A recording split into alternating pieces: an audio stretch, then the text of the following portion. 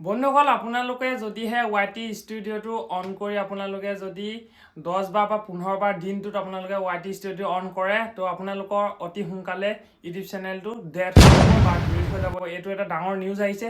তো এইটো টপিকৰ ওপৰত আজি ভিডিঅ' বনাব গৈ আছোঁ। ভিডিঅ'টো ভাল লাগিলে প্লিজ ভিডিঅ'টো এটা লাইক কৰি কমেণ্ট কৰি জনাব। তো বন্ধুসকল আপোনালোকে যদি YT ষ্টুডিঅ'ত যদি মোবাইলটো ডাউনলোড কৰি থৈছে অতি সোনকালে YT ষ্টুডিঅ'টো ডিলিট কৰি দিয়ক, নহলে আপোনালোকৰ ইউটিউব চেনেলটো ডিলিট হৈ যাব। তো এইটো ভিডিঅ' বহুতে বনাইছে যে আপোনালোকে YT ষ্টুডিঅ' অন কৰি থাকিলে আপোনালোকৰ অতি সোনকালে ইউটিউব চেনেলটো ডিলিট হৈ যাব। তো এইটো এটা বহুত ডাঙৰ ফেক আহিছে।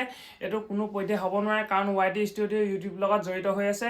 আপোনালোকে যদি YT ষ্টুডিঅ' অন কৰি যদি আপোনালোকৰ প্ৰতিটো ভিডিঅ'তে কিমান ভিউ আহিছে বা কিমান ৱাচ টাইম বাঢ়িছে যদি আপোনালোকে সেইটো চাই থাকে, তেতিয়া আপোনালোকৰ কোনো পধ্যে ইউটিউব চেনেলটো আপোনালোকৰ ডিলিট নহয়। তো ডিলিট হোৱাৰ এটা ৰিজন আছে। যদি আপোনালোকে কমিউনিটি গাইডলাইনৰ ওপৰত যদি আপোনালোকে ভিডিঅ' বনাব যায় তেতিয়াহ'লে আপোনালোকৰ 3টা ষ্ট্ৰাইক আহিব লাগিব। তো প্ৰথম এটা ষ্ট্ৰাইক আহিব, সেইটো ফ্ৰী ষ্ট্ৰাইক আহিব, আৰু 2 নম্বৰ বা 3 নম্বৰ যদি ষ্ট্ৰাইকটো আহি যায় তেতিয়াহে আপোনালোকৰ ইউটিউব চেনেলটো ডিলিট হৈ যাব।